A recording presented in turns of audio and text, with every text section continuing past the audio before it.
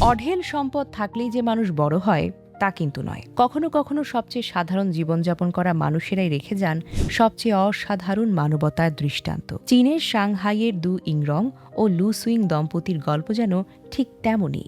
দু ছিলেন একজন শিক্ষক আর তার স্ত্রী লু একজন চিকিৎসক। একই কলেজে কাজ করতে গিয়ে তাদের পরিচয়, এরপর বিয়ে।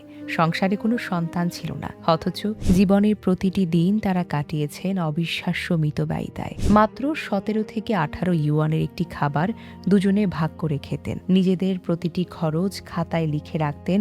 অপ্রয়োজনীয় কোনো বিলাসিতায় কখনোই অর্থ ব্যয় করতেন না। 2018 সালের শুরুতে একদিন সাংহাইয়ের একটি হৃদরোগ হাসপাতালের পাশ দিয়ে যাওয়ার সময় দুয়ের চোখে পড়ে একটি পোস্টার। সেখানে জন্মগত হৃদরোগে আক্রান্ত শিশুদের চিকিৎসার জন্য সাহায্যের আবেদন জানানো হচ্ছিল।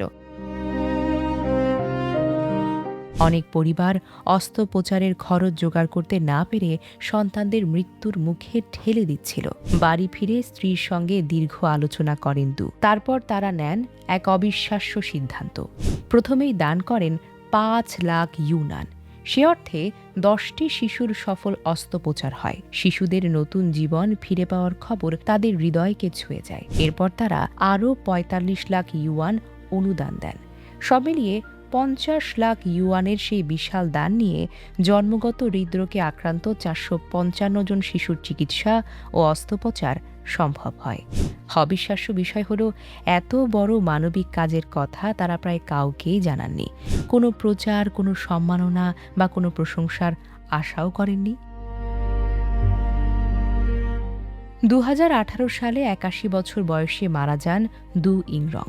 আর 2025 সালে 92 বছর বয়সে পৃথিবীকে বিদায় জানান লু সুইং। 2026 সালে সাংহাইয়ে তাদের স্মরণে আয়োজিত একটি দাতব্য প্রদর্শনীতেই প্রথমবারের মতো প্রকাশ্যে আসে এই নীরব মানবতার গল্প।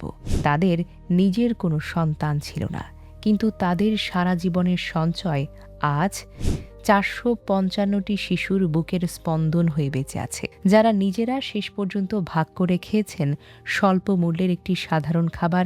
তারাই অগণিত পরিবারের জীবনে এনে দিয়েছেন নতুন ভোর। এ যেন প্রমাণ করে মানুষের প্রকৃত সম্পদ ব্যাংকের হিসেব নয়, বরং কতগুলো প্রাণে সে আশার আলো জ্বালিয়ে যেতে পেরেছে।